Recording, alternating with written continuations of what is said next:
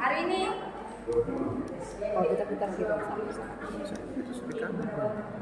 rekaman awal ini.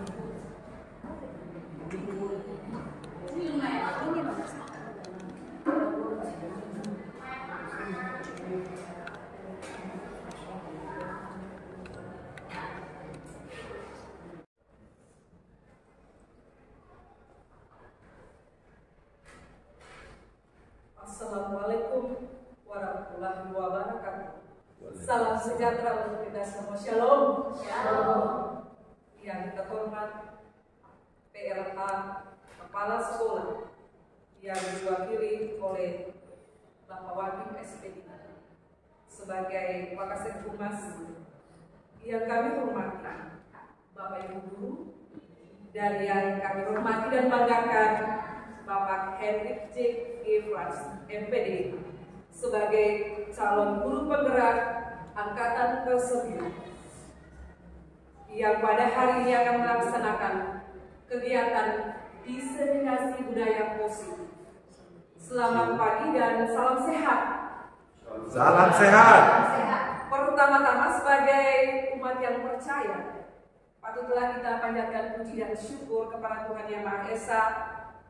Oleh karena kasih-Nya, hari ini kita boleh ada dalam kegiatan diseminasi budaya positif oleh calon guru penggerak Angkatan ke-9 Bapak Hendrik J. Gefrans, MP, dengan rangkaian kegiatan sebagai berikut. Pertama, pembukaan yang sementara berlangsung. 2, doa. Ketiga, arahan oleh PLH Kepala Sekolah yang diwakili oleh Wakasek Humas. Keempat, penyampaian kegiatan oleh pengurus komunitas belajar SMA Negeri 12 Ambon. Kelima, kegiatan diseminasi. Keenam, tanya jawab. Dan yang ketujuh, penutup. Baiklah Bapak Ibu Guru yang dihormati, kita akan memulai kegiatan ini dengan diawali oleh doa yang akan dibawakan oleh Bapak Sur.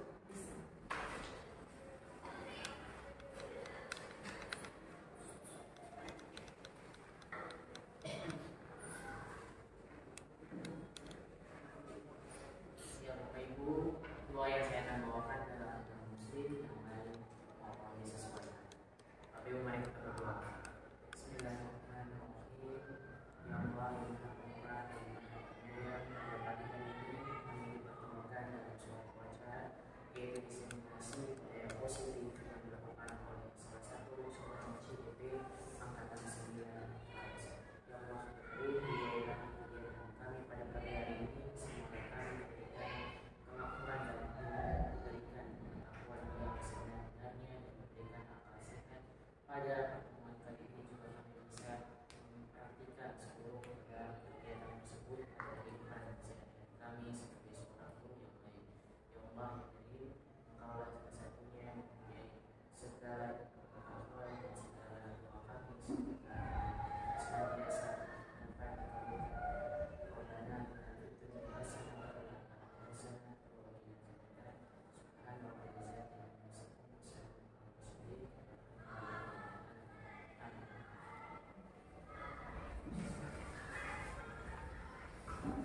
Selanjutnya, kita akan mendengarkan arahan PLA SMA Negeri 12, Kepala Sekolah SMA Negeri 12 Ambon.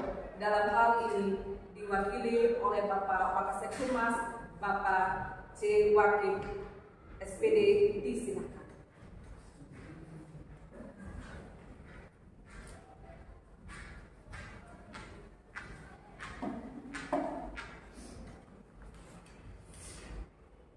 Assalamualaikum warahmatullahi wabarakatuh. Salam sejahtera untuk kita semua. Shalom.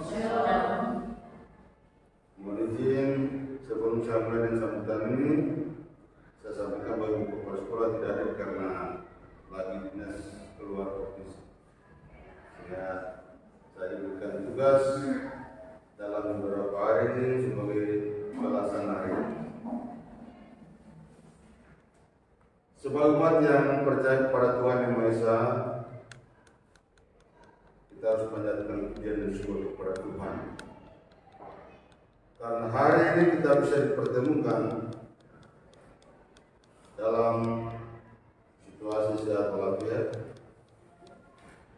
untuk mengikuti kegiatan diseminasi budaya positif. Bapak Ibu yang saya hormati, saya ketika membaca-baca ini diseminasi budaya positif itu yang bagaimana saya ternyata saya bisa mengerti bahwa diseminasi budaya positif adalah proses aktif yang melibatkan penyampaian informasi, pengetahuan, dan hasil penelitian kepada khalayak yang lebih luas. Program dari komunitas belajar Seman Nobels yang diinisiasi oleh Pak Heri. Terima kasih kegiatan pertama. Kami harapkan ke depan itu lebih ditingkatkan lagi. Bahkan pesertanya kalau bisa ditingkatkan sehingga implementasi itu juga dijalankan Pak. Karena kita mau implementasikan itu berarti bukan saja dalam komunitas kecil tapi lebih luas, terutama kepada anak-anak didik kita. Bapak Ibu yang saya hormati, diseminasi budaya positif merupakan pengimplementasian budaya positif di lingkungan sekolah. Budaya positif di sekolah meliputi ada beberapa unsur di situ. Yang pertama itu disiplin positif dan nilai kebajikan universal. Bagaimana kita membuat anak itu menjadi anak yang berkarakter? Bagaimana kita membuat anak itu menjadi anak yang disiplin? Sehingga di situ juga akan dikembangkan apa yang disebut punishment dan reward, yaitu hukuman dan penghargaan. Ya, kalau dia tanya reward pun kurang di semua 12 ini, dia banyak punishmentnya ini. Tapi kerana melalui kegiatan ini kita buat keseimbangan. Harus ada punishment, tapi harus diikuti dengan reward bagi mereka yang berperilaku baik.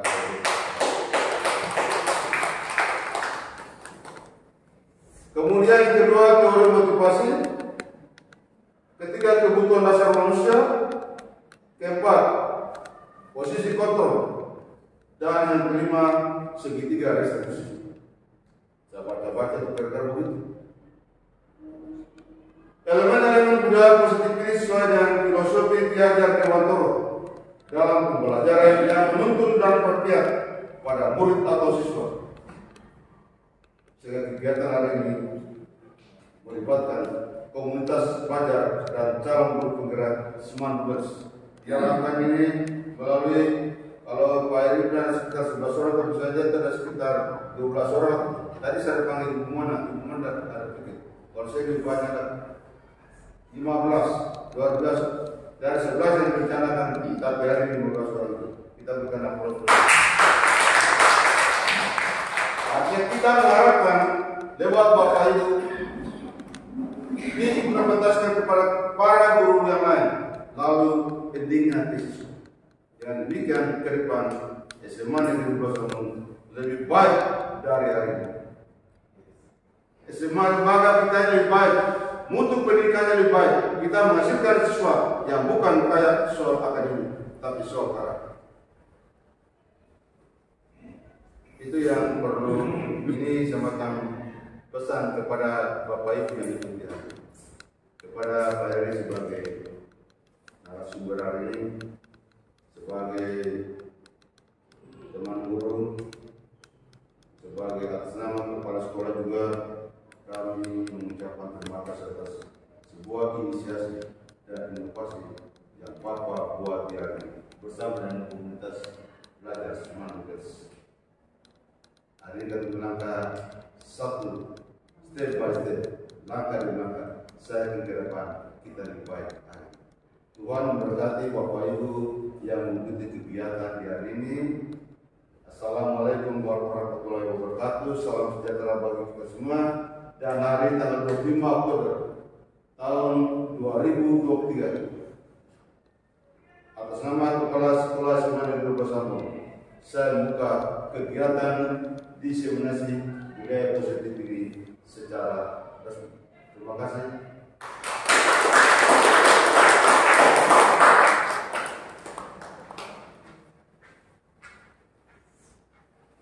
Penyampaian kegiatan Komunitas Pelajar SMA Negeri 12 Ambon. Disilakan.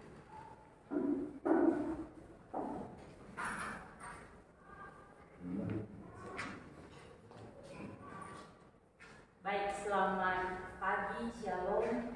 Selamat pagi. Beraktivitas kita hari ini.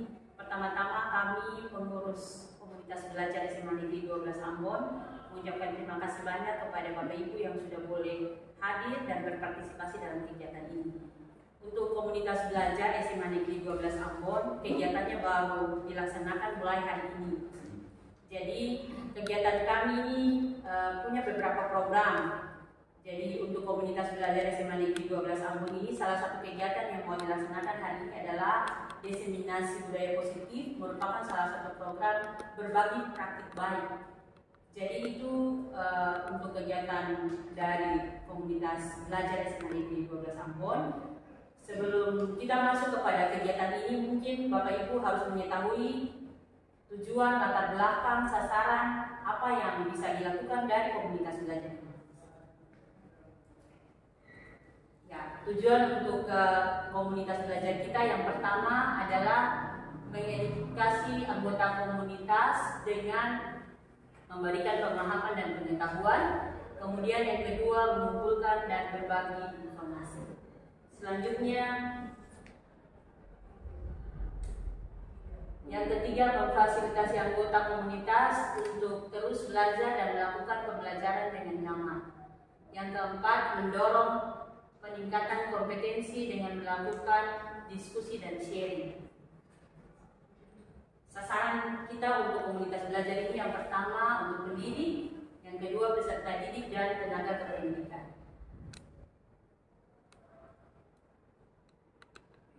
Lanjut, program-program yang akan kami laksanakan adalah sebagai berikut. Yang pertama, penguatan kapasitas anggota komunitas. Yang kedua, penguatan dan implementasi KM. Yang ketiga, penguatan kemampuan pemanfaatan teknologi. Keempat, mewujudkan pembelajaran yang membahagiakan. Yang kelima, menyediakan suasana sekolah dan kelas yang menyenangkan. Yang keenam, refleksi dan pemecahan masalah pembelajaran di kelas. Yang ketujuh, berbagi praktik anggota komunitas. Jadi untuk kegiatan hari ini adalah salah satu program dari program ketujuh, berbagi praktik anggota komunitas, berbagi praktik baik. Demikian untuk program selanjutnya akan kita laksanakan di hari yang lain. Untuk itu pada kesempatan ini kami selaku komunitas belajar kami mohon perhatian yang baik dari Bapak Ibu sekalian untuk mengikuti kegiatan diseminasi yang dilakukan oleh Bapak Frans. Demikian, terima kasih.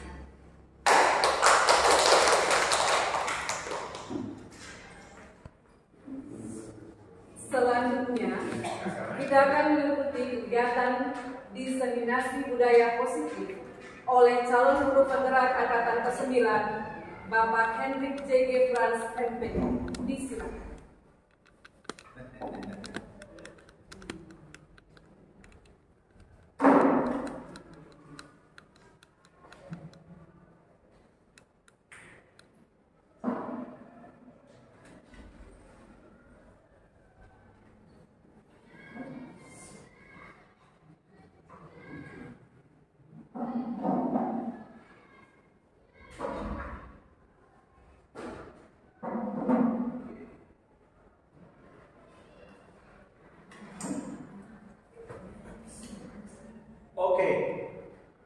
Selamat pagi Bapak Ibu. Pagi. Oke. Begitu ya. 1, 3. Selamat pagi Bapak Ibu. Pagi. Luar biasa. Oke. Terima kasih banyak buat Bapak Ibu teman-teman komunitas belajar SMA Negeri 12 Ambon untuk hari yang luar biasa indah ini. Terima kasih juga buat kepala sekolah yang sudah memfasilitasi kegiatan hari ini. Terima kasih buat Pak Pak Wakim selaku pelaksana tugas.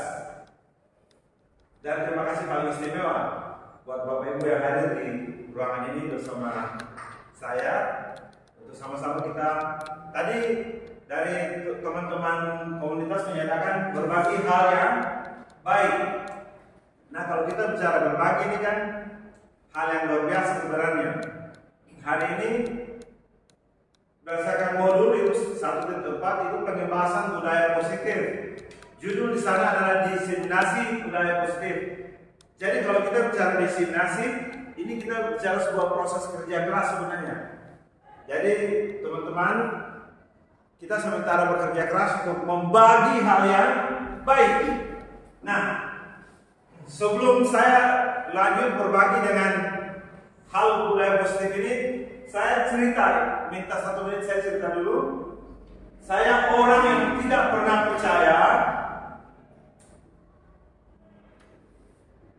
Saya tidak pernah percaya bahwa Ki Hajar Dewantara itu punya ide mampu memajukan pendidikan Indonesia. Saya 100% tidak pernah percaya itu. Saya berulang, saya orang yang tidak pernah percaya bahwa ide Ki Hajar Dewantara bisa memajukan pendidikan Indonesia. Itu saya seperti itu. Tapi setelah saya belajar bersama teman-teman di calon guru penggerak, ternyata saya ketemu sebenarnya ada banyak hal luar biasa di sana dari pemikiran Ki Hajar Dewantara yang bisa kita pakai, yang bisa kita aplikasi untuk pengembangan pendidikan kita. Nah, oleh karena itu hari ini kita akan sama-sama belajar beberapa hal positif yang dilakukan dalam proses diseminasi hari ini.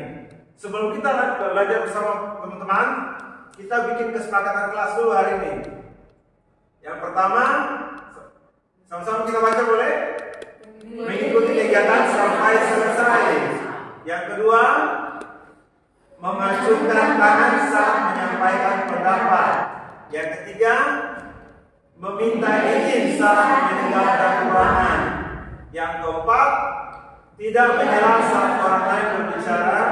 Dan yang kelima, menggunakan bahasa Indonesia yang baik. Ada yang mau sampaikan saran tambahan untuk kesepakatan kita hari ini? Cukup ya? Oke. Terima kasih. Jadi kesepakatan kita seperti ini. Ada 5 poin kesepakatan kelas kita. Oke, kita berlanjut teman-teman. Nah, kalau kita bicara budaya positif, kalau budaya sendiri berarti sebuah kebiasaan yang timbul dan terpelihara. Itu teori antropologinya. Ibu G pasti lebih paham itu. Hari ini kita diseminasi, artinya kita membagi. Satu orang mempunyai kelebihan yang positif yang baik. Kalau dia tidak bagi-bagi, maka dia nilainya seperti itu. Maka hari ini kita akan belajar berbagi bersama budaya positif ini. Nah, dalam teori dikatakan suatu pembiasaan yang bernilai positif. Di dalamnya terdapat sejumlah kegiatan yang mampu menumbuhkan karakter murid. Suatu pembiasaan, jadi kalau ada teori habitual action, ada beberapa teori sebelumnya seperti Skinner dan beberapa yang lainnya. Nah, ini ada kata pembiasaan. Jadi kalau kita bicara diseminasi, sebenarnya kita lagi mengarahkan siswa kita untuk terbiasa melakukan hal-hal yang positif nilainya. Itu inti dari kata diseminasi dalam budaya positif hari ini. Oke. Nah, cakupan budaya positif ada berapa? Ada 5. Yang pertama, boleh kita baca bersama? Perubahan paradigma belajar. Yang kedua, disiplin positif. Yang ketiga, motivasi perilaku manusia dan kebutuhan dasar. Keempat, keyakinan kelas. Dan yang kelima, posisi kontrol, restitusi, dan segregasi. Nah, ini 5 poin yang harus kita diseminasi, kita bagi bersama. Teman-teman, kalau kita sama-sama bisa bekerja sama dan mengimplementasikan ini dalam tataran kita sebagai guru, sebagai pendidik, sebagai pengajar, sebagai pelatih, maka setiap siswa yang kita latih, ajar, kita latih, bina dan didik ini pun akan mengalami perubahan positif. Nah, jika satu guru di satu satu sekolah melakukan diseminasi dan berhasil positif, teman-teman lain di satu sekolah memahami diseminasi itu dan sama-sama bekerja, maka saya yakin dan semua orang pasti yakin, bahkan teman-teman komunitas belajar pasti mengatakan setuju bahwa sekolah kita SMA 12 akan mengalami kemajuan akademik, satu, yang kedua akan mengalami perbaikan karakter. Oke, dari 5 poin ini, hari ini saya jatuh cinta pada poin yang kelima tentang posisi kontrol, restitusi dan segitiga restitusi. Nah, ada apa di sana? Kita akan lihat bersama 5 poin ini, tapi hari ini saya suka sekali memberi perhatian khusus ke poin kelima ini. Baik teman-teman, kita lanjut. Kita masuk ke poin yang pertama, yaitu sama-sama kita bilang perubahan paradigma belajar. Nah, yang jadi pertanyaan, ada 2 orang, si A dan si B. Si A memegang sesuatu dalam tangan dan si B harus berusaha mengambilnya. Sebaliknya juga si B memegang sesuatu dan si A harus mengambil. Nah, yang jadi pertanyaan, kita akan praktik ini selama 30 detik ya. Kemudian kita akan jawab beberapa pertanyaan. Oke, anggap saja di tangan teman-teman ada sesuatu yang berharga. Yang di sebelah kiri A, sebelah kanan B. Oke, kita praktik langsung ya. Silakan. Contoh, ya, boleh berhadapan. Yang punya pesanan dulu boleh ya, silakan. Nah, di tangan kanan kita dari A ya, yang bisa duduk sebelah kiri A, sebelah kanan B. Selama 30 detik, yang A coba genggam kuat-kuat, hayalkan, imajinasikan ada sesuatu sangat berharga di sana. Si B silakan buka. 1, 2, 3, coba dirayu buka. Buka tangan A, B coba buka tangan A untuk ambil. Yang A coba B coba buka tangan A untuk ambil.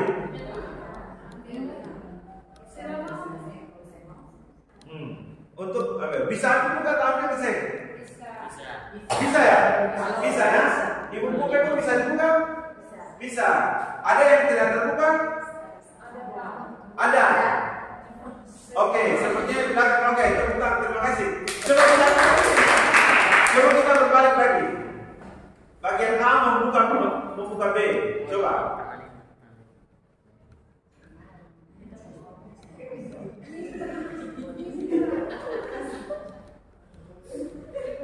Oke, ada yang tidak terbuka? Ada Pak. Siapa yang tidak terbuka? Oke, tepuk tangan buat kita semua. Oke, baik. Ada pertanyaan, ada 3 pertanyaan. Pertanyaan pertama, apakah A atau B membuka kepala tangan Anda? A berhasil buka atau tidak? Atau B membuka kepala tangan Anda? Jadi A bisa buka B bisa buka A atau tidak? Yang pertanyaan kedua, apakah Anda atau B menutup kepala tangan? Mengapa alasan Anda atau B tetap menutup? Jadi kenapa terbuka, kenapa tertutup? Apa alasannya? Dalam kegiatan ini sesungguhnya siapa yang memegang kendali atau kontrol untuk membuka dan menutup kepala tangan tersebut? Kita diskusi beberapa saat. Silakan. Ada? Diri kita sendiri. Ya? Diri kita sendiri. Oke, baik. Kita semua tadi mengatakan diri kita sendiri. Saya mau tanya dulu, Ibu G, kenapa diri kita sendiri? Kalau menurut saya kendali atau pemegang kendali atau itu pada diri sendiri itu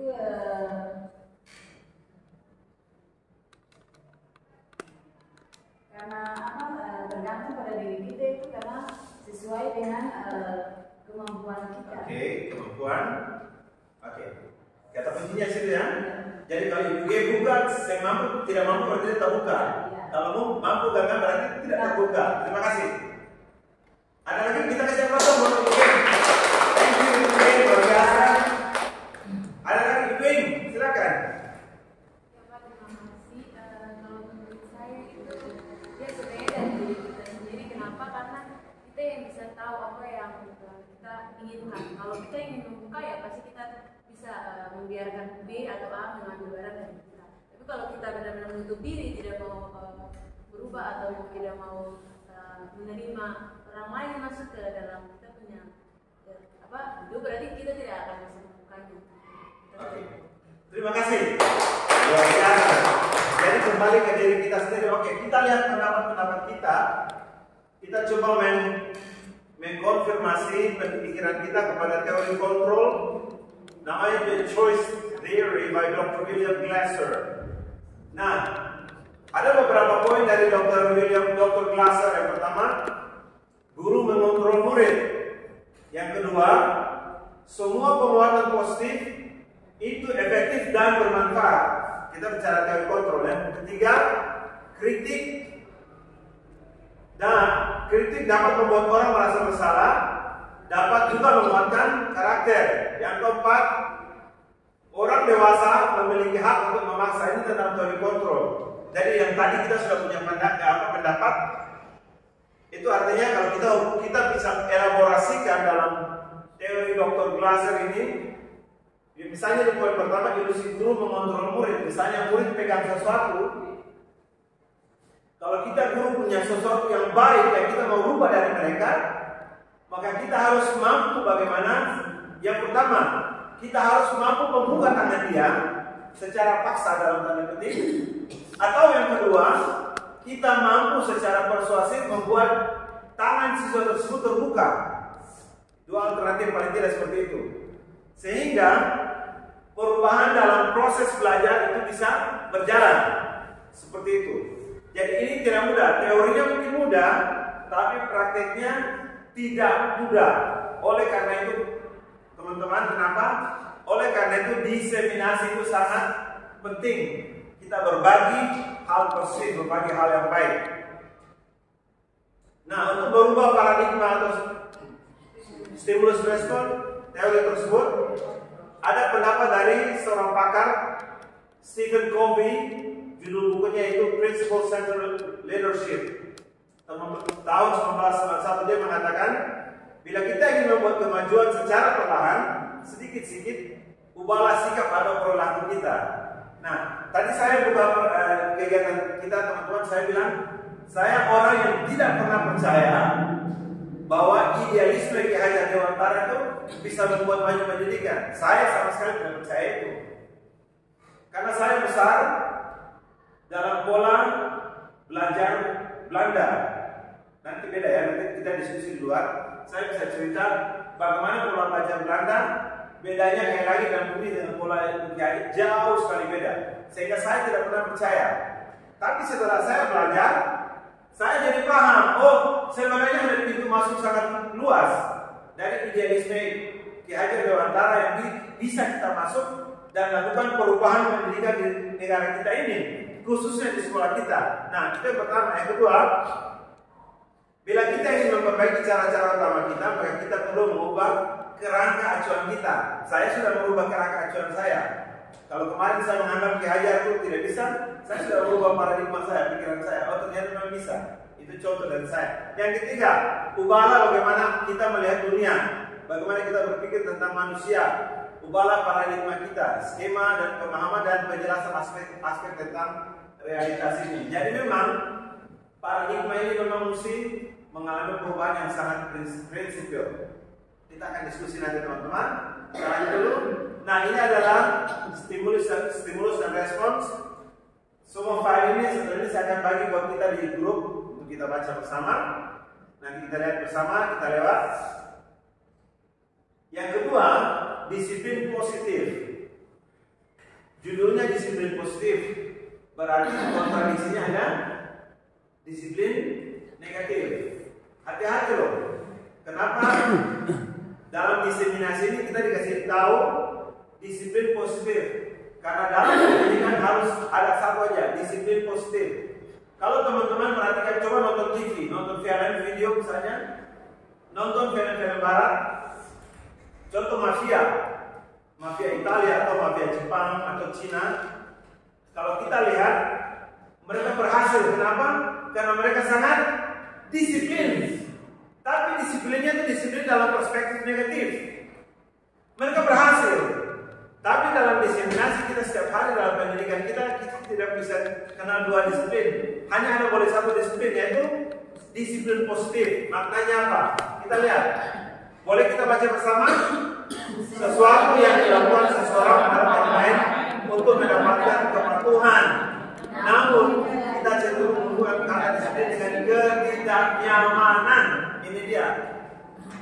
sesuatu kita sebagai guru melakukan sesuatu pola untuk mendapatkan kepatuhan siswa. Dari kita guru seperti itu. Dari pihak siswa dia merasa tidak nyaman. Kepala kita akan sakit. Kita mau mereka disiplin, tapi bagaimana caranya mereka bisa disiplin? Saya akan cerita contoh kasus buat teman-teman. Coba kita renungkan peristiwa tanggal 31 Agustus kemarin waktu kita pagelaran. Ini contoh real. Betapa tidak disiplinnya siswa kita di dalam ruangan. Tetapi ada kelompok yang sangat disiplin. Mungkin teman-teman tahu kelompok apa? Kelompok benar, terima kasih. Kelompok paduan suara itu sangat disiplin. Sampai selesai acara itu mereka duduknya di situ diam, tenang sampai selesai acara. Saya masih ingat ada beberapa guru kemudian kasih komentar buat saya gini, Mister, wah anak-anak paduan suara luar biasa. Mereka sangat disiplin sampai selesai. Sebagai pelatih saya bangga. Ketika seorang guru mau bayangkan saya begitu bangga loh. Kenapa? Karena saya bangga karena mereka memiliki disiplin yang positif.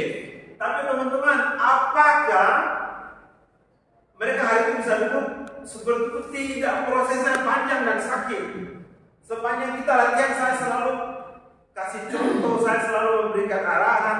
Bahkan kadang-kadang saya membentak mereka pun di dalam proses latihan. Nah, ini yang tadi dibilang ketidaknyamanan. Ketika saya membentak anggota paduan suara itu tidak nyaman bagi mereka. Tetapi pada akhirnya kalau semuanya ini untuk kepentingan disiplin positif, maka pada akhirnya mereka pun paham, oh ternyata ini disiplin. Saya kemudian beberapa hari kemudian berkumpul dengan mereka mengucapkan terima kasih. Saya tanya, kalian mengerti sekarang kenapa saya bentak kalian? Berapa banyak guru yang puji paduan suara? Karena kalian begitu disiplin. Setelah saya membicarakan itu teman-teman, ada beberapa siswa putri yang bilang, Coach, berarti kami ini luar biasa. Saya bilang, kalian luar biasa, kalian sangat disiplin. Itu contoh ya teman-teman, kita pindah. Nah, apa kata Bapak pendidikan kita? Di mana pertama, di mana ada kemerdekaan, di situ harus ada disiplin yang kuat. Yang kedua, kita baca bersama boleh? Untuk menciptakan murid yang merdeka, syarat pertama adalah harus ada disiplin yang kuat. Murid yang merdeka harus ada disiplin yang kuat. Nah, ini yang kita harus hati-hati teman-teman. Dalam konteks merdeka belajar yang sekarang ini, kadang-kadang ada orang suka bikin lucu. Merdeka belajar, oh sudah merdeka bebas. Hati-hati. Tokoh pendidikan kita meletakkan dasar menuju merdeka belajar bukan merdeka yang kebablasan, tapi merdeka dalam aturan. Oke, yang ketiga, disiplin diri yang memiliki motivasi internal. Ini yang sakit. Bagaimana kita membuat siswa memiliki motivasi internal. Yang keempat, arti kata merdeka menurut Ki Hajar Dewantara tidak hanya terlepas dari perintah. Dan yang kelima, sama-sama, tetapi cakap untuk memerintah diri sendiri. Artinya ketika siswa sudah punya motivasi internal, kita tidak harus berteriak-teriak. Dia masuk, dia duduk diam. Waktu tidak harus bicara, dia diam. Waktu harus bicara, dia akan bicara. Waktu harus bergerak, dia akan bergerak. Semuanya secara teratur. Oke, baik kita lanjut. Ada ahli lain lagi yang mengatakan Diana Gosen dalam tulisannya dalam judul buku Restructuring School Discipline, dia mengatakan beberapa hal. Kalau kita bicara disiplin dengan beberapa kata sampai pada akhirnya ada kata murid atau pengikut. Nah, untuk menjadi seorang pengikut, seseorang harus paham betul alasan mengapa mengikuti suatu aliran atau ajaran tertentu. Sehingga motivasi yang terutama adalah motivasi intrinsik, bukan ekstrinsik. Yang disiplin ini sakit sekali teman-teman. Bagaimana kita bisa membuat siswa disiplin untuk belajar sendiri? Bagaimana kita bisa membuat siswa disiplin untuk mengikuti arahan kita? Ini bukan proses yang gampang memang. Butuh kerja keras kita secara pribadi sebagai seorang guru, sebagai tim, bahkan teman-teman komunitas belajar pun harus berpikir lebih berat lagi bagaimana bisa memajukan sekolah ini secara komunal. Yang berikut, makna konotatif disiplin diri yaitu disiplin diri dapat membuat seseorang menggali potensinya menuju kepada suatu tujuan. Dengan kata lain, disiplin diri mempelajari bagaimana cara kita mengontrol diri, menguasai diri untuk memilih tindakan yang mengacu pada nilai-nilai yang kita hargai berhubungan dengan kebijakan universal. Nah, baik teman-teman, kalau dua poin ini kita lihat, artinya gini, kalau siswa kita punya disiplin, intrinsic discipline, internal discipline, maka sekolah kita secara perlahan-lahan akan berubah menjadi sekolah yang patut orang memandang dengan dua mata. Orang harus memandang kita dengan dua mata, bukan sebelah mata.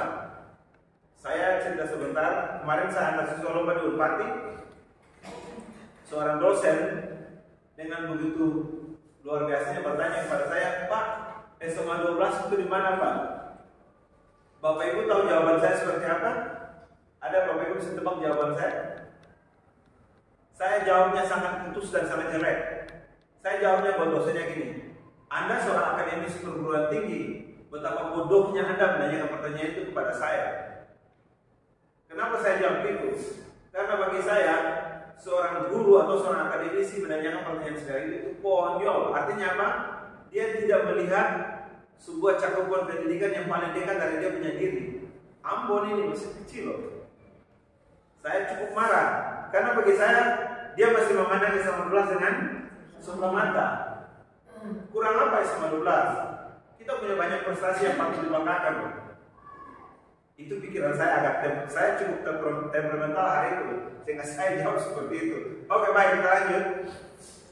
Sebagai pendidik teman-teman, tujuan kita menciptakan anak-anak yang memiliki disiplin. Nah, tujuan kita siswa kita disiplin. Kalau mereka disiplin, maka karakter mereka akan baik, bagus. Mereka akan menghargai norma etika. Selain itu, mereka akan menunjukkan progres kemajuan dalam capaian akademis, itu pasti. Nah, kita akan lihat beberapa contoh disiplin yang harus kita internalisasikan di luar diri kita dan siswa kita. Berangkat sekolah tepat waktu, sama-sama boleh kita baca. Mengerjakan tugas sekolah yang baik dan tepat waktu. Ketiga, melaksanakan aktivitas di sekolah. 4, berlaku sopan dan santun terhadap semua warga sekolah. 5, memakai seragam sekolah yang benar dan rapi. 6, memperhatikan pelajaran yang teliti. 7, apabila yang kedua harus berizin kepada guru terlebih dahulu. 8, duduk dengan tertib dan rapi. Ini simple, tulisannya simple, tapi prakteknya tidak simple. Nah teman-teman, kalau kita bicara dulu dengan tertib dan rapi, memperhatikan seragam sekolah ini, saya sering mengatakan kita warga sipil itu gagal total warga sipil. Yang bisa melakukan disiplin yang baik hanya militer. Tapi apakah kita di dunia pendidikan pun harus mengikuti paham gagal? Kok tidak bisa? Sekarang kita sementara bergerak bersama untuk membuat disiplin positif. Nomor 1, mari hari ini kita katakan buat diri kita sendiri bahwa I can make the positive changes. Yang dalam terjemahannya apa? Saya bisa membuat perubahan yang positif. Mari kita start pikiran kita masing-masing. Kalau otak kita sudah bilang buat otak kita, maka alam sadar bahkan alam bawah sadar kita pun akan berubah. Oke, nilai-nilai kebajikan. Nah, semua yang kita bicara tadi itu akhirnya dia bermuara pada 3 katanya, yaitu profil pelajar Pancasila. Ada beberapa poin, ada 6 poin ya. Beriman, bertakwa. Yang kedua, mandiri. Ketiga, menaruh kritis. Keempat, berbuat. Kelima, kreatif. Teman-teman, izinkan saya memberikan sedikit pikiran saya. Kalau kita lihat contoh di poin nomor 3, bernalar kritis ini bukan perkara yang mudah. Kenapa kita kalau berkompetisi secara global, nilai kita selalu di bawah. Kalau teman-teman coba-coba baca hasil tes PISA PISA dalam 12 tahun terakhir, atau 10 tahun terakhir ya, jangan 12, itu nilai kita selalu ada di bawah. Ini tantangan luar biasa buat kita. Maka kita harus bekerja untuk merubah semua ini. Oke, ini adalah 6 poin 6 nilai kebajikan dari profil pelajar Pancasila. Jadi kita bukan sekedar bikin siswa kita jadi beriman betapa. Itu cuma baru dasar satu. Kita harus bikin mereka jadi mandiri, bernalar kritis, berkebinekaan global, bergotong royong kreatif. Contoh kasus bergotong royong. Ada teman yang lagi mengerjakan sesuatu, teman lain sibuk main handphone. Padahal kita harus mengajarkan mereka, oke, stop your handphone, mari kita saling membantu. Ini yang harus kita lakukan perubahan secara perlahan. Oke, kita pindah teman-teman. Poin ketiga, motivasi perilaku manusia dan kebutuhan dasar. Nah, motivasinya apa? Dorongan. Dorongan yang diberikan seseorang terhadap yang lain. Nah, secara teoritis, dorongan itu bisa ada dua. Dorongan internal dan dorongan eksternal. Kalau siswa kita memiliki dorongan internal, mereka akan maju dengan luar biasa. Tetapi jika siswa tidak memiliki dorongan internal, kita yang harus memberikan stimulus sehingga mereka mempunyai dorongan dari eksternal ini. Izinkan saya pakai contoh kasus saya 2 minggu kemarin. Ada anak binaan saya di luar kelas yang saya latih. Ibunya bilang begini, "Mister, anak saya ini parah banget, tidak bisa bikin apa-apa." Tapi waktu dia mulai belajar dengan saya, mamanya itu curi-curi pandang dari luar ya, dan cukup kaget, mamanya cukup kaget. Selesai belajar, saya coba diskusi sama mamanya bilang gini, "Mister, jujur saya kaget. Karena anak saya kaget kenapa anak saya bisa bicara dan dia bisa membaca yang bisa suruh baca. Padahal dia kategori yang paling parah untuk belajar bahasa Inggris." Terus saya bilang sama ibunya gini, "Ibu, karena Nona ini dia butuh sedikit dorongan eksternal untuk membangunkan kapasitas dia." Ada beberapa cerita lain lagi, tapi saya sampaikan saat itu sebagai contoh buat kita ini, diseminasi kita hari ini, bahwa memang kita harus punya, guru harus punya motivasi internal yang kuat. Kalau kita punya motivasi internal yang kuat, maka kita akan memahami bagaimana membangunkan motivasi eksternal untuk siswa kita. Oke. Lagi-lagi kita lihat teori Restructuring School Discipline oleh Diana Gauzen. Nah, 3 motivasi perilaku manusia untuk menghindari ketidaknyamanan atau hukuman, untuk mendapatkan imbalan atau penghargaan dari orang lain. Dan yang ketiga, untuk menjadi orang yang mereka inginkan dan menghargai diri sendiri dengan nilai-nilai yang mereka percaya. Tugas kita menanam nilai-nilai ini kepada siswa kita. Jika kita berhasil, maka suatu saat kita bisa berbangga. Kalau kita nonton di video-video bagaimana anak-anak kecil di Jepang, teman-teman, ketika mereka menyeberang jalan, mau menyeberang ada terus mobil dengan sendirinya, semua mobil berhenti, padahal bukan lampu merah. Setelah mereka menyeberang sampai sebelah jalan, semua siswa dengan sendirinya. Betapa luar biasanya. Pertanyaannya, kita bisa seperti itu? Bisa, tapi tentunya dengan budaya kita. Kalau orang Jepang mengatakan begini, mungkin kita bisa katakan, "Oh, tante, danke, terima kasih, oh tante, jalan begini." Kita bisa melakukan itu dengan budaya kita, dengan pola kita. Oke, motivasi. Nah, dari jenis teman-teman 3 motivasi yang tadi, kita diskusi sebentar. Motivasi manakah yang saat ini paling mendasari perilaku murid-murid di sekolah kita? Coba kita lihat dan kita berdiskusi. Untuk menghindari ketidaknyamanan atau hukuman, apa siswa punya motivasi ini? Hanya sekedar untuk menghindari hukuman, atau dia ingin untuk mendapatkan imbalan atau penghargaan, atau yang ketiga untuk menjadi orang yang mereka inginkan dan menghargai diri sendiri. Yang dari 3 ini kira-kira yang paling dominan di sekolah kita mana kira-kira? Ya, Ibu Kori silakan. Ya, kenapa Ibu Kori berpikir seperti itu? Karena kebanyakan anak-anak itu kan takut dihukum. Kalau mendapat hukuman kan mereka sangat takut, jadi kalau untuk budaya ini mereka akan menghindari ketidaknyamanan, jadi lebih baik tidak mau dihukum, tidak mau malu. Jadi seperti begitu pemikiran saya. Oke, terima kasih. Kita aplaus dong. Saya memaksa pagi ini meminta pandangan dari konselor. Ibu Kibas. Ini saya paksa meminta pandangan dari konselor sekolah. Silakan. Menurut saya itu dari 3 poin itu semuanya dapat di semua kelas. Itu tergantung kita kembali ke pribadi siswa masing-masing. Ada di antara siswa yang terkadang dia tidak memiliki kenyamanan dari salah satu guru, baik dalam proses di kelas maupun khusus di luar kelas. Jadi kalau menurut saya itu perilaku yang seperti ini yang tapi lebih terfokus untuk yang tadi Bu Prancis bilang itu nomor 1. Kenapa saya bilang demikian?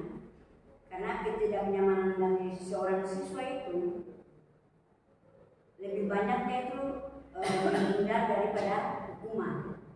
Itu yang saya lihat selama ini. Sama ya, terima kasih. Oke, satu lagi komentar ada teman-teman? Silakan. Dari teman-teman kelompok kiri saya. Ya, Pak silakan. Ya Pak, kalau saya sering mendapati siswa itu di poin nomor 2 Pak untuk mendapatkan imbalan atau penghargaan dari orang lain. Yang saya ajar mata pelajaran di informatika dan kimia, kebanyakan siswanya itu rata-rata memahami dengan baik materinya sehingga mereka mencari sebuah pengakuan diri terhadap diri mereka bahwa mereka ini istilahnya dalam tanda kutip lebih jago lah dibandingkan siswa yang lain yang rata-ratanya memang telah banyak mengetahui dan memahami tentang materi-materi yang saya ajarkan Pak. Jadi untuk beberapa siswa dan beberapa kelas yang saya dapatkan, yang saya temukan, mereka mendapati di poin kedua Bapak. Terima kasih. Oke, baik. Teman-teman, itulah kenyataan yang kita konfrontir dengan teori dari Diana Rosen. Kita lanjut. Kita akan bicara tentang kebutuhan dasar, kebutuhan bertahan hidup. Yang kedua, sama-sama kasih sayang dan rasa diterima.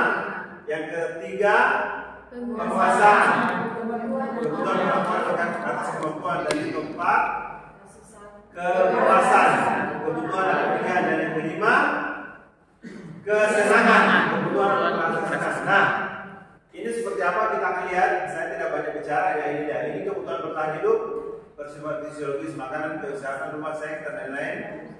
Ini kasih sayang, kebutuhan akan hubungan dan koneksi sosial. Yang berikut kebutuhan pengakuan. Nah ini teori-teorinya ya. Ya ini dia butuh dia pengakuan. Tadi yang disampaikan oleh Pak Jul ya. Kebebasan, kebutuhan pilihan, kemandirian, otonomi dan lain-lain. Nanti kita lihat. Kesenangan bermain dan tertawa. Ada teori dari ahli di situ Glaser. Oke. Sekarang kita akan diskusi sebentar. Tidak semua ya, beberapa poin aja.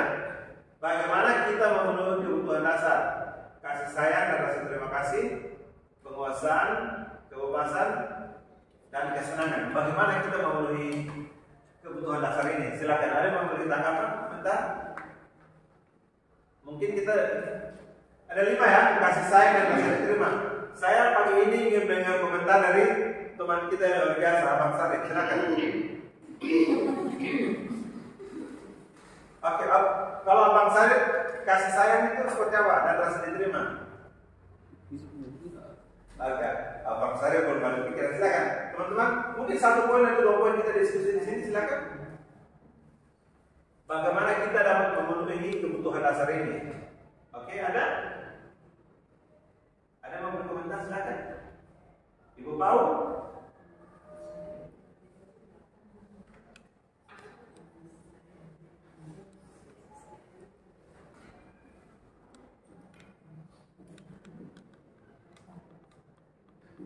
Nah, mungkin saya sendiri saja tadi ya.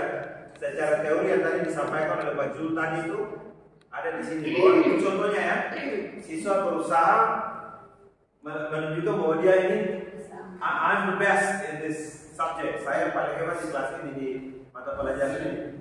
Karena dia juga butuh apa? Pengakuan. Nah teman-teman, mungkin kecil ya.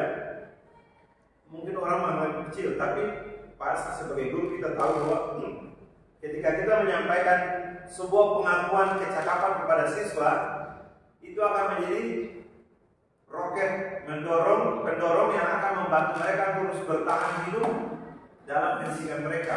Mungkin kecil, tapi kalau saya share pengalaman pribadi, kalau saya mengajar biasanya tuh siswa suka, tugas mereka tuh yang mereka suka dari saya, mereka tunggu saya kasih stiker yang biasa kalau saya kasih bulat-bulat lalu kan ketahuan itu ketika senyumnya melengkung begini, itu yang mereka tunggu. Tapi ada kasus beberapa yang kemudian saya bikin stiker tapi senyumnya terbalik, itu nilainya jelek, itu kacau langsung kelas, aduh habis beta. Saya pernah tangkap ada beberapa kemudian bilang, ini kenapa kita dapat stiker begini? Kenapa saya dapat stiker ini? Hasil ini salah, kamu punya ini salah. Nah teman-teman, saya ingat persis beberapa kasus ketika itu terjadi, ternyata orang siswa yang bahkan dalam tanda khusus ya tidak mampu menguasai, tetapi teman-temannya mampu menjadi motivasi eksternal. So ini memang sangat berhubungan. Oke, kita lihat dulu. Kita lanjut ya. Nanti baru kita diskusi lebih banyak kemudian. Oke, kita pindah ke poin keempat, keyakinan kelas. Nah ini mungkin poin yang luar biasa. Ada beberapa hal di soal keyakinan kelas ya, ada konsekuensi, ada yang lain lagi. Nah, keyakinan kelas adalah salah satu disiplin positif yang bisa kita terapkan dalam pembangunan budaya positif di sekolah. Poin yang kedua dibilang kesepakatan kelas merupakan sesuatu yang disepakati guru dan murid antar teman di dalam lingkungan sekolah. Tujuan dari kesepakatan kelas adalah sebagai media komunikasi dan mengembalikan para murid dalam pendidikan. Nah ini adalah dua pokok pikiran dari kata konsekuensi. Nanti kita akan lihat di belakang ya. Nah, prosedur pembentukan keyakinan kelas ada 7 langkah di sini. Nah, curah pendapat, dicatat dan seterusnya. Jadi untuk membuatnya kita butuh langkah-langkah, kita butuh strategi. Oke, sekarang kita pindah lagi.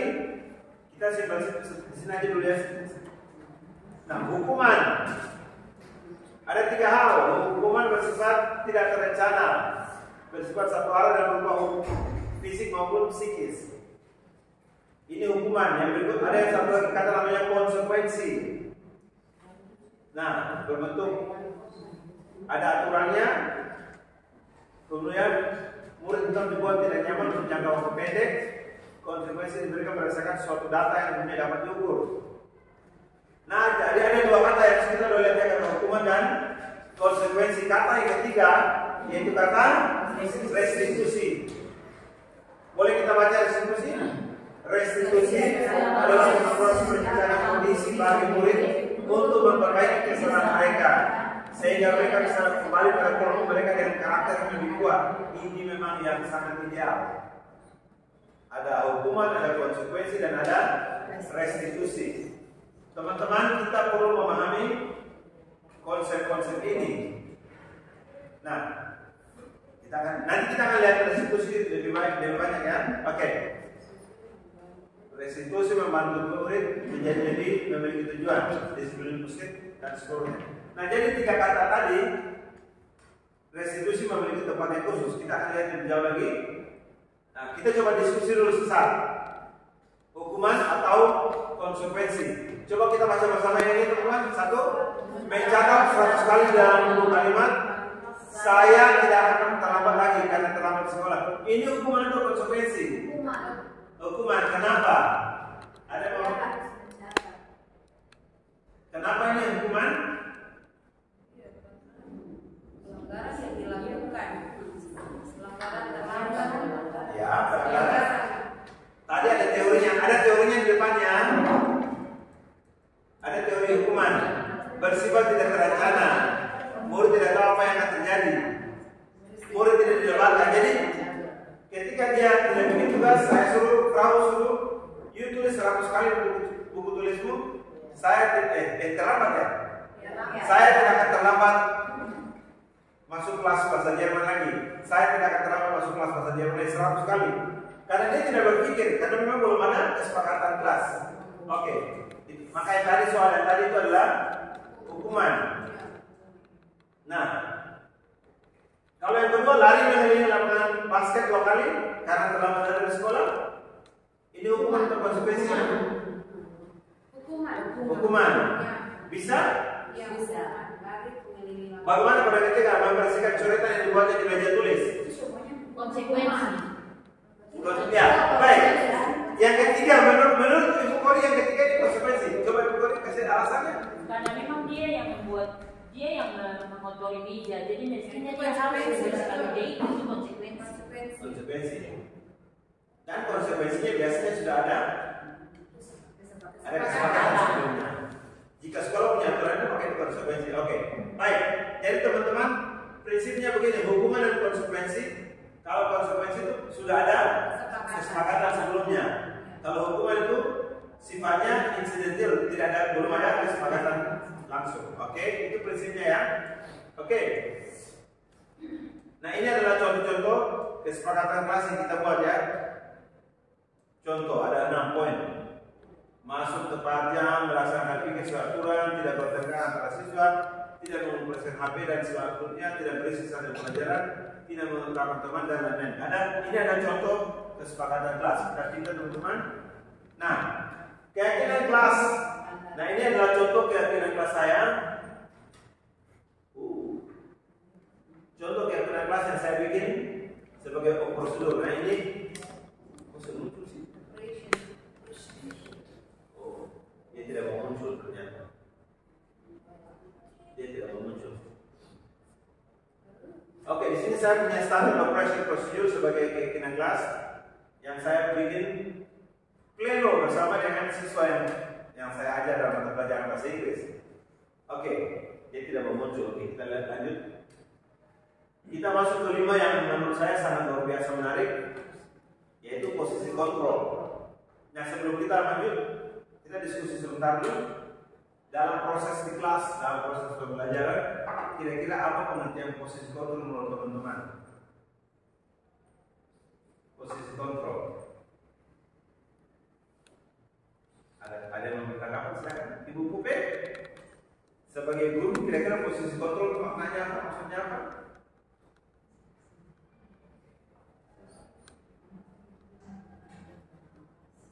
Ya, silakan. Ada yang memberi komentar? Silakan. Menurut saya posisi kontrol itu kita sebagai guru dalam kelas melihat keadaan proses belajar antara guru dan siswa, tapi lebih di kontrolnya lebih ke siswa. Sehingga bagaimana kita bisa melihat dan menciptakan keadaan belajar yang baik setelah kita mengadakan kontrol kelas. Oke, terima kasih. Terima kasih Bu. Terima kasih ya. Satu lagi, ada lagi Ibu?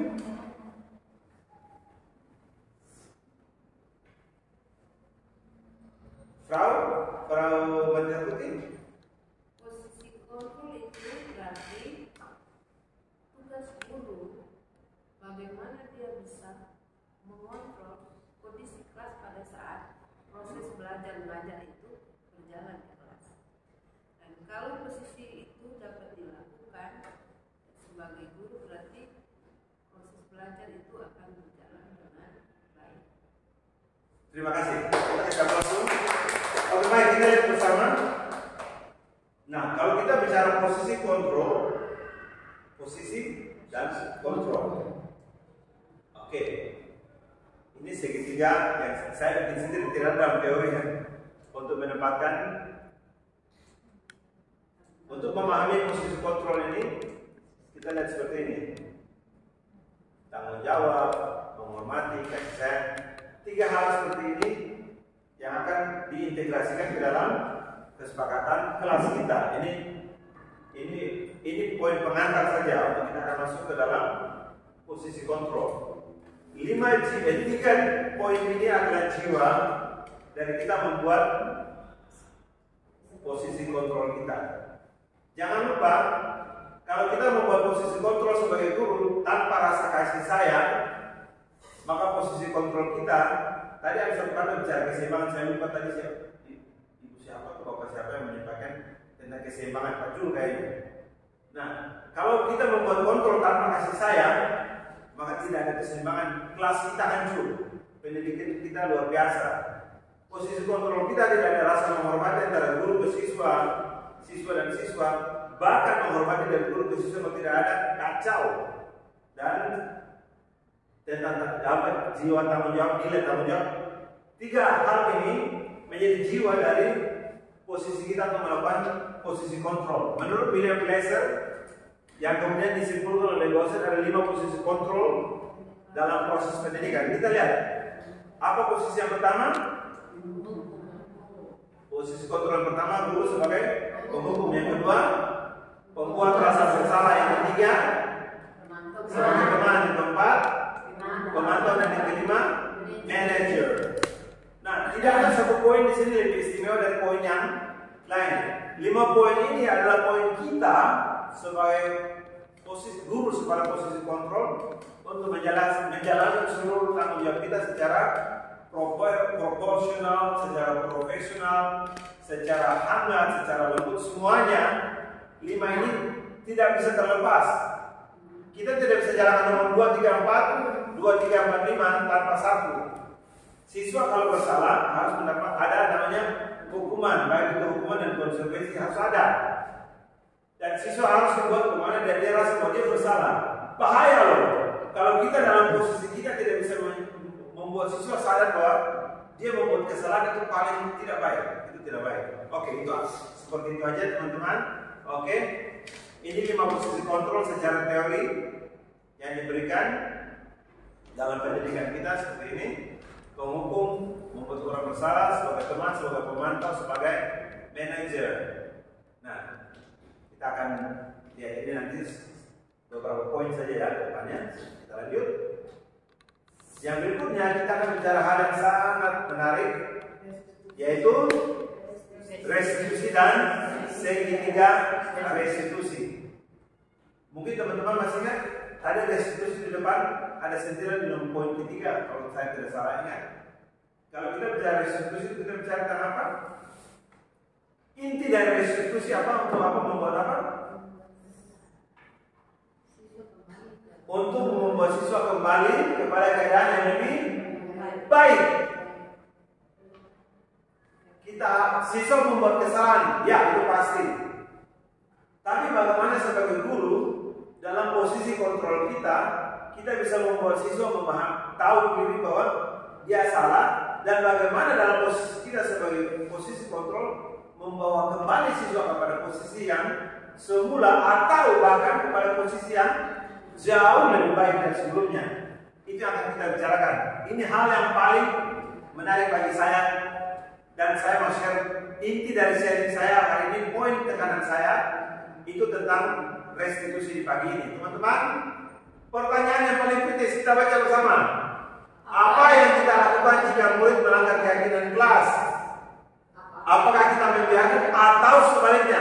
Ayo kita beri komentar, silakan. Jika ada siswa membuat kesalahan, anyone? Me. Yes. Ibu Kori? Pengalaman saya, Mister, keyakinan kelas sudah dibuat, tetap ada konsekuensinya. Jadi setiap itu ada konsekuensi. Saya punya pengalaman itu, kalau misalnya siswa terlambat, pertama teguran, kedua teguran lagi, ketiga, dan itu disepakati bersama. Ketiga lagi. Jadi kalau untuk melanggar itu tetap disesuaikan dengan konsekuensi yang sudah disepakati bersama. Terima kasih. Oke, terima kasih. Ada lagi? Yes, Frau. Baik. Yang pertama, dalam tanggung jawab saya sebagai pendidik, kalau kedapatan ada siswa yang melakukan atau melanggar keyakinan kelas di kelas karena ada yang harus diubah adalah siswa, maka siswa harus, kalaupun sudah ada kesempatan kelas, konsekuensinya dia harus dapat hukuman. Karena kalau dia melanggar akan kesepakatan yang dibuat, maka dia akan terus menjadi siswa yang tidak disiplin, dan pada akhirnya nanti kitalah sebagai siswa dan guru kita sama-sama tidak berhasil. Dan karena itu yang pasti sebagai fungsi kontrol, pendidiklah yang harus memberikan teguran, bahkan juga hukuman jika diperlukan. Mungkin itu saja. Ya, terima kasih Bro. Satu lagi. Karena ini poin yang paling kita ingin lihat secara khusus. Ibu Ko, pertanyaannya gini. Jika ada siswa Ibu Ko dalam pelajaran Ibu Ko melakukan pelanggaran, apakah Ibu Ko kasih dia atau Ibu Ko bikin apa? Kira-kira? Iya, memang kesepakatan kelas sudah ada yang merupakan keyakinan untuk guru dan siswa ada di dalam proses belajar yang harus dipegang kesepakatan itu yang pertama.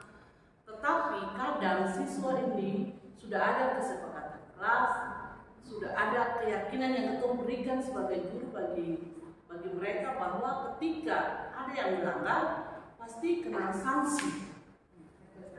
Dan konsekuensinya mereka harus ikut aturan-aturan itu, misalnya dikeluarkan atau tidak mendapat nilai dan sebagainya. Nah, poin-poin ini sangat mengikat, tetapi ada lagi kebijakan-kebijakan. Kita tidak mungkin sebagai guru ketika sudah punya kesepakatan, kalau anak ini memang pertama, kedua, ditegur, ketiga, dinasihati, dan pendekatan-pendekatan yang kita buat itu memang pada akhirnya tidak berhasil. Ada saja siswa yang masih melanggar aturan. Nah, bagaimana kita punya cara? Kita pakai cara yang bagaimana?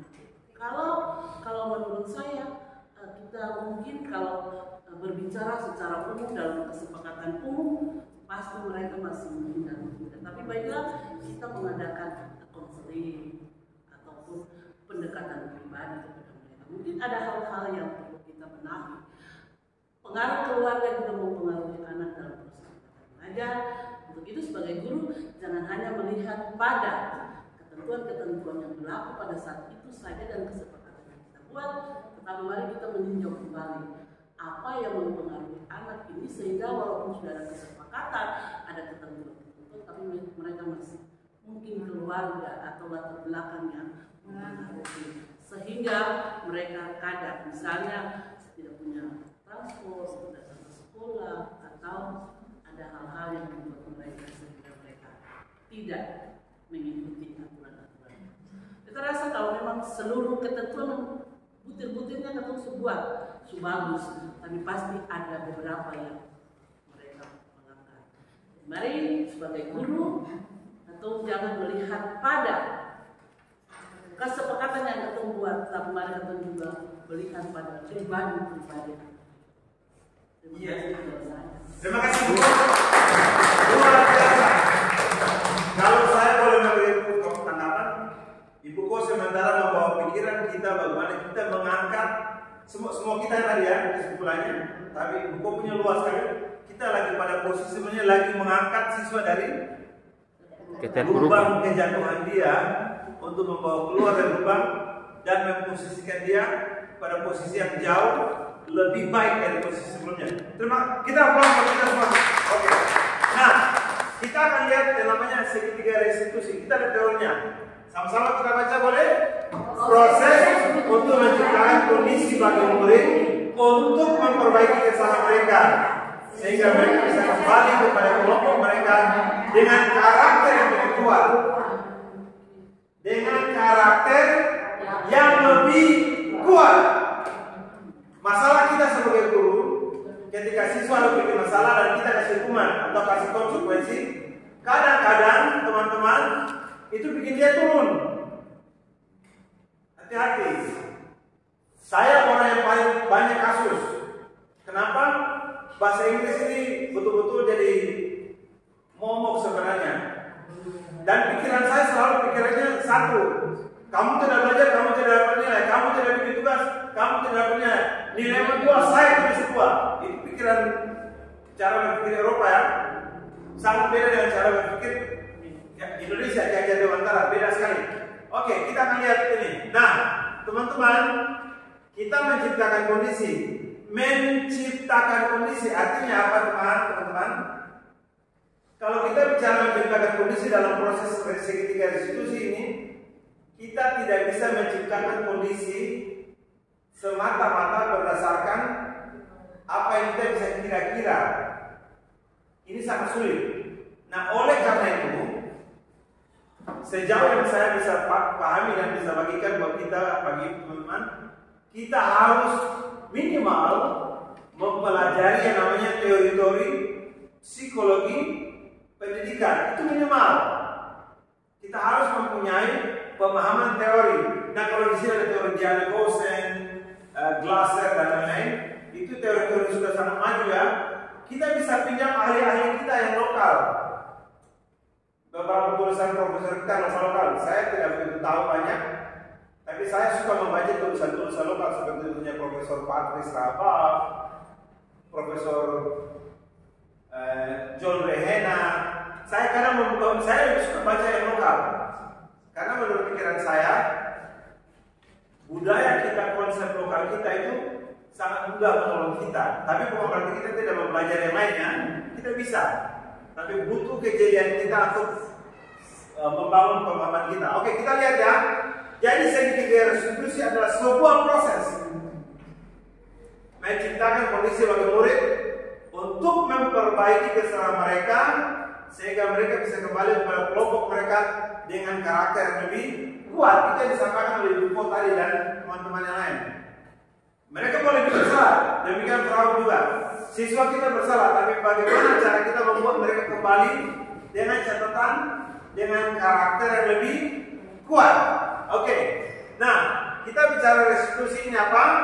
Memberikan kesempatan kepada murid untuk disiplin positif, memulihkan diri dari kesalahan sehingga memiliki tujuan yang jelas, membantu murid untuk jujur pada dirinya sendiri dan mengevaluasi dampak dari kesalahan yang dilakukan. Ini butuh kerja keras kita, teman-teman. Oke, sekarang kita akan lihat yang namanya segitiga restitusi. Ini gambarnya, teman-teman. Yang pertama menstabilkan identitas, validasi tindakan yang salah, dan yang ketiga menanyakan kesalahan. Ada 3 hal ini. Adakah cara yang lebih efektif untuk mendapatkan apa yang kamu inginkan? Kamu tentunya mempunyai alasan kenapa kamu melakukan hal ini. Keyakinan kelas, apa yang telah kita sepakati? Kamu ingin menjadi orang seperti apa? Ini adalah poin-poin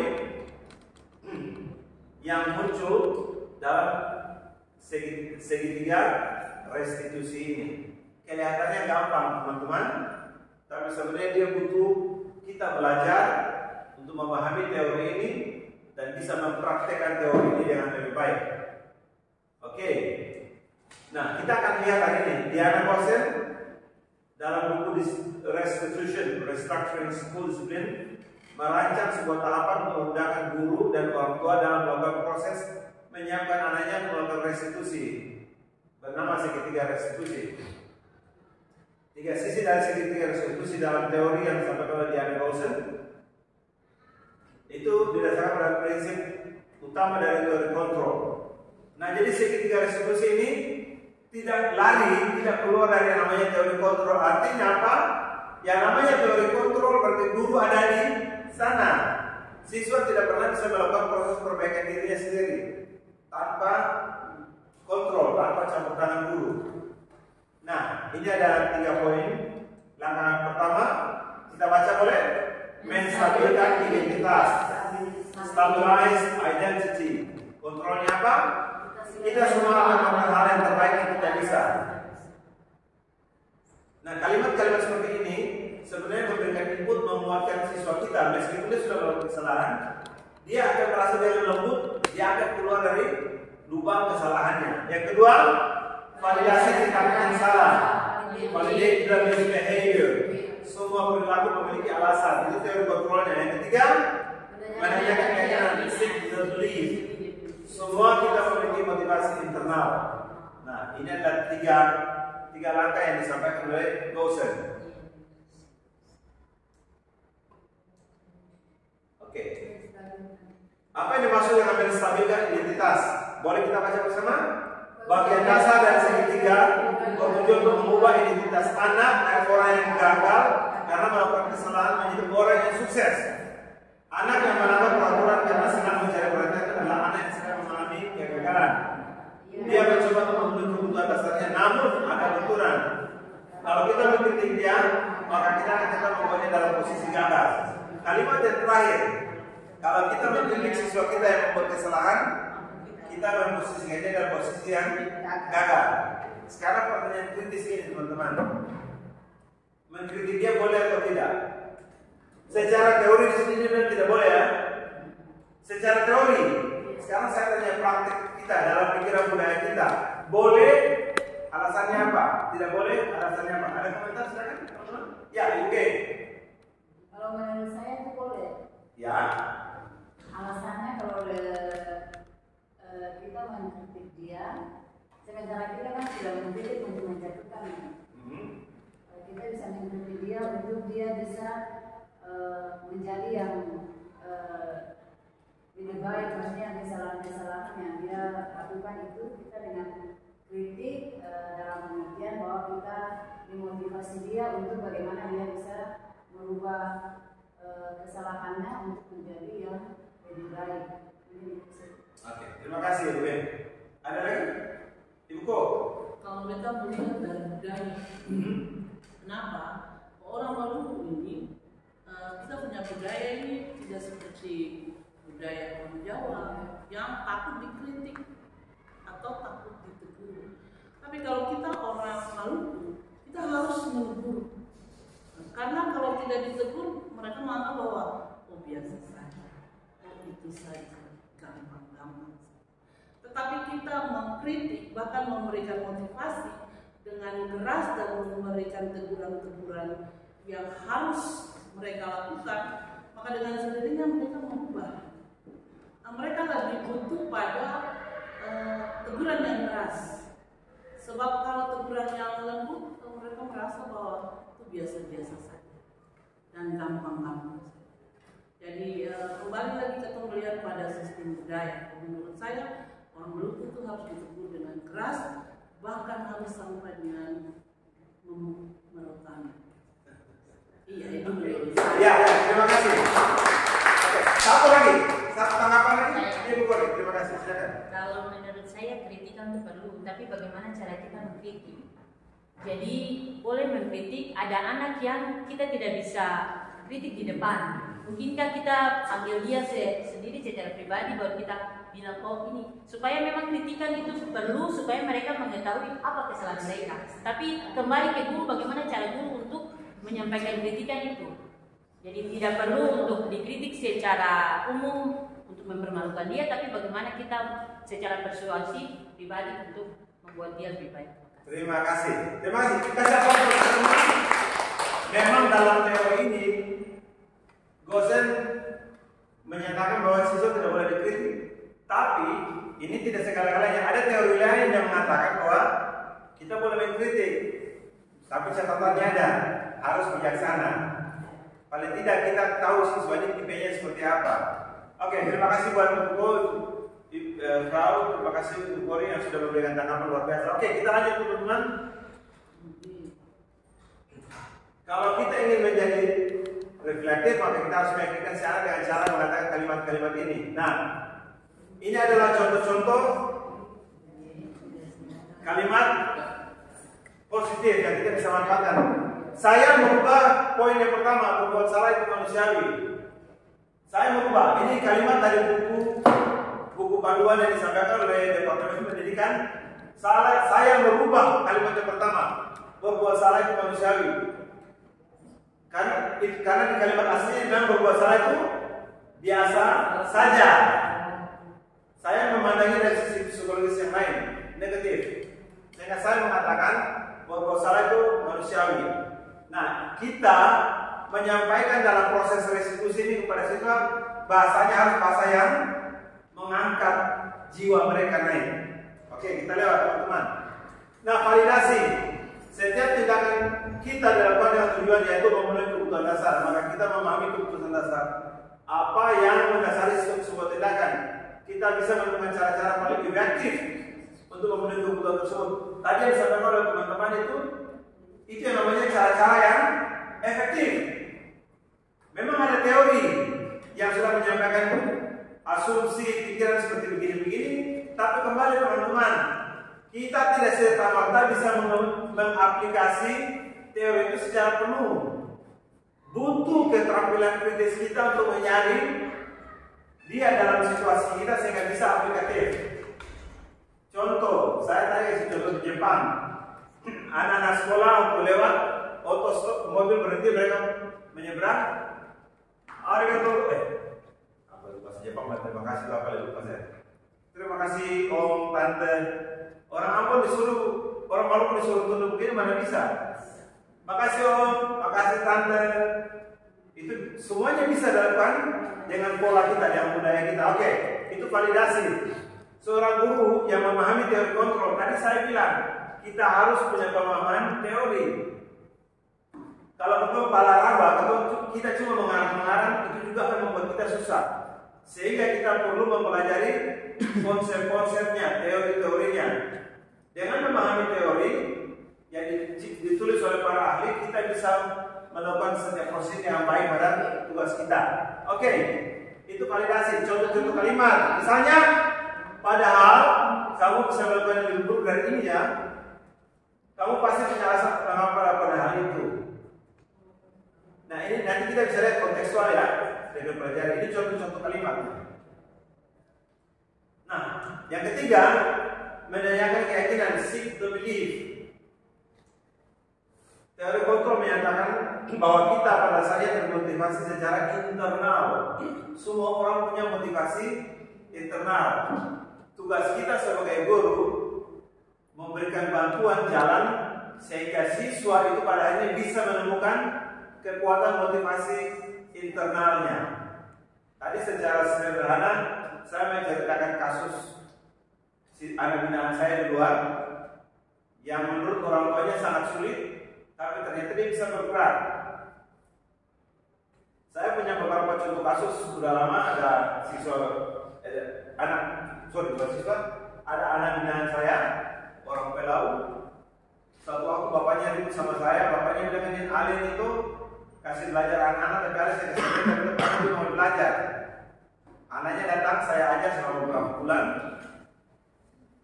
Ternyata itu yang saya bikin teman-teman, bahwa saya harus memberi arahan kepada siswa, kepada yang saya bina berdasarkan apa yang ada di kepalanya dia.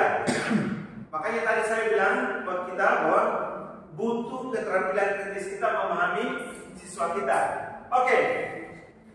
Ketika identitas sukses telah tercapai, langkah 1 2, tinggal lakukan salah telah divalidasi, langkah 2, maka anak akan siap untuk dihubungkan dengan nilai-nilai yang dia percaya dan berpindah menjadi orang yang dia inginkan. Nah ini seek the belief ini. Di segitiga restitusi tadi, kita bukan sekedar hanya bisa bahwa dia salah, dia bukan. Akhir dari segitiga restitusi sebenarnya kita lagi proses membuat siswa sudah termotivasi diri internal untuk dia bisa mengangkat dirinya sendiri kembali keluar. Kita bisa membantu mengangkat dia, bahkan bersama-sama mengangkat siswa itu keluar dari keadaan yang telah dia buat salah, tapi dia kembali kepada kelompoknya dengan situasi yang jauh lebih baik. Nah ini kalimat-kalimatnya. Oke teman-teman, ini yang bisa kita lihat. Oke, menjelang akhir dari sharing saya di pagi ini bersama teman-teman, saya akan menceritakan sedikit contoh kasus saya dengan salah satu siswa saya namanya Syahril. Dia terlambat masukkan tugas proyek. Di dalam percakapan saya bertanya kepada Syahril ini, Nyong, apakah Nyong tahu Nyong ini siswa yang baik? Dia mengatakan yang tegas bahwa saya, iya sir, saya adalah siswa yang baik. Saya kemudian dengan senyum saya mengatakan kepada dia ini, benar Nyong, Nyong adalah siswa yang baik. Tapi tahukah Nyong, di mata saya kamu seperti apa? Dengan senyum dia bilang kata, saya tahu sir, di mata saya adalah siswa yang baik. Saya bilang benar. Dan Nyong harus tahu pagi ini, siang ini, bahwa di mata saya kamu memang siswa yang lebih baik, tapi sebenarnya di mata saya kamu adalah siswa yang sangat baik. Kemudian dia tersenyum. Saya belum bicara apapun, kemudian dia tersenyum. Dan akhir dari percakapan dia bilang begini, "Sir, saya janji sir, untuk tugas-tugas ke depan saya tidak akan pernah terlambat." Nah, restitusi yang tadi dikatakan bahwa kita harus kembali mengangkat siswa kembali kepada posisi yang jauh lebih baik. Ini tidak mudah teman-teman, tapi dengan diseminasi kita berbagi pikiran, berbagi praktik baik, sehingga kita satu-satu kita pribadi kita bisa membuat perbaikan, sehingga sekolah kita ini suatu saat nilai ukur kita itu mendapat nilai yang jauh lebih baik dari hari ini. Saya pribadi ingin menyampaikan terima kasih buat teman-teman yang luar biasa yang sudah hari ini menunjukkan rasa cinta kepada saya dan kepada Radio Ruang ini dengan setia luar biasa. Terima kasih saya buat teman-teman komunitas pembelajar. Terima kasih saya juga buat Ibu Kepala Sekolah yang sudah memfasilitasi kegiatan ini. Terima kasih buat Pak Wakil sebagai pelaksana tugas yang telah berkenan membuka dan memfasilitasi kegiatan pagi ini. Terima kasih buat teman-teman humas yang juga sudah terlibat. Dan akhir kata, saya menyampaikan terima kasih. Thank you very much for your great participation this morning. Semoga kerjasama kita ini akan terus makin baik, makin kuat. Komunitas kita akan makin kuat, makin solid, dan sekolah kita tentunya Semandu Bells akan semakin jaya, semakin maju, semakin jaya. Jaya Semandu Bells. Terima kasih. Saya kembalikan hadiah selanjutnya kepada Frau yang menjadi moderator kita di pagi ini. Terima kasih.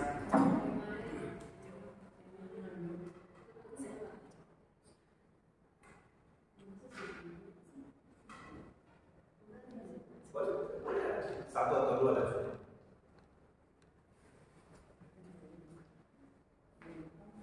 Baik Bapak Ibu kita, kita telah mengikuti sajian materi yang cukup baik dan menarik sekali untuk kita hari ini terkait dengan diseminasi budaya positif oleh CCP Angkatan ke-9 Bapak Hendrik J. Frans MPD. Bapak Ibu diberi kesempatan untuk ada dalam sesi tanya jawab ini. Mungkin ada pertanyaan atau usul saran terkait dengan apa yang boleh disampaikan di hari ini. Silakan mungkin dari Ibu Bonara. Bagus. Semoga kedepannya lebih giat lagi. Ibu Prancis. Baik Bapak Ibu guru yang hebat, karena materi yang disajikan oleh Bapak Hendrik J. Frans MPD sangat luar biasa, menarik, dan karena itu kita semua memahaminya dengan baik. Dengan demikian Bapak Ibu, kita boleh mengakhiri akan kegiatan hari ini dengan menyampaikan terima kasih banyak kepada Bapak Hendrik J. Frans MPD yang boleh berbagi di hari ini untuk kita dalam kegiatan hari ini. Banyak hal yang boleh kita pahami hari ini. Kiranya kita akan membuat restitusi besar untuk kita dan anak-anak kita. Jayalah Semandu Bells. Siap. Dan salam sehat untuk kita, dan mengakhiri kegiatan hari ini kita akan menutup dengan doa oleh Ibu Bonara.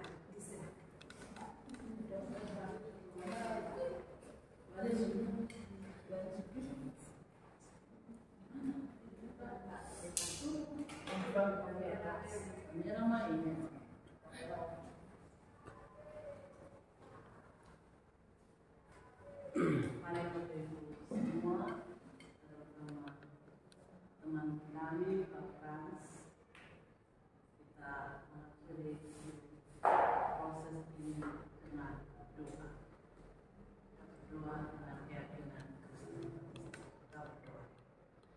Kami mengucap syukur kepadamu Allah Yesus yang telah ada di tengah-tengah kebersamaan kami untuk menopang teman guru kami Pak Frans dalam mempresentasikan tugas dan tanggung jawabnya sebagai calon guru penggerak. Karena apa yang dia lakukan ini boleh dikembangkan bagi pengembangan dalam belajar mengajar dalam tugas dan tanggung jawab di sekolah maupun di mana saja beliau melakukannya. Kami percaya kuasa dan kasih dari Tuhan tetap menyertai beliau dalam seluruh kehidupannya pribadi, keluarga, dan seluruh tanggung jawab ke depan. Apa yang ia harapkan dan cita-citakan, bahkan menjadi seorang guru penggerak bagi mencerdaskan anak-anak bangsa. Kiranya Tuhan dengan pasangan daripada beliau ada bersama-sama dengan beliau untuk menyelesaikan tanggung jawab dan pada akhirnya ia meraih sukses. Sebagai teman-teman guru, sebagai kepala sekolah di lembaga ini, terutama seluruh orang-orang yang ada di lembaga ini, termasuk peserta didik kami percaya tangan Tuhan juga kami semua, dan kami bertanggung jawab untuk menopang saudara kekasih kami ada di dalam kegiatan menjadi seorang penggerak. Tuhan kami tidak punya kemampuan apa-apa, tapi kami yakin Tuhan tetap ada di tengah-tengah. Ikatkanlah kami dengan cinta kasih, supaya apa yang kami lakukan berkenan di hadapan Tuhan. Inilah kehidupan kami. Terpujilah nama Yesus Kristus hari ini kekal selama-lamanya. Amin. Ya, terima kasih. Terima kasih teman-teman. Salam sukses. Mari kita beta yang apa beta ada snack.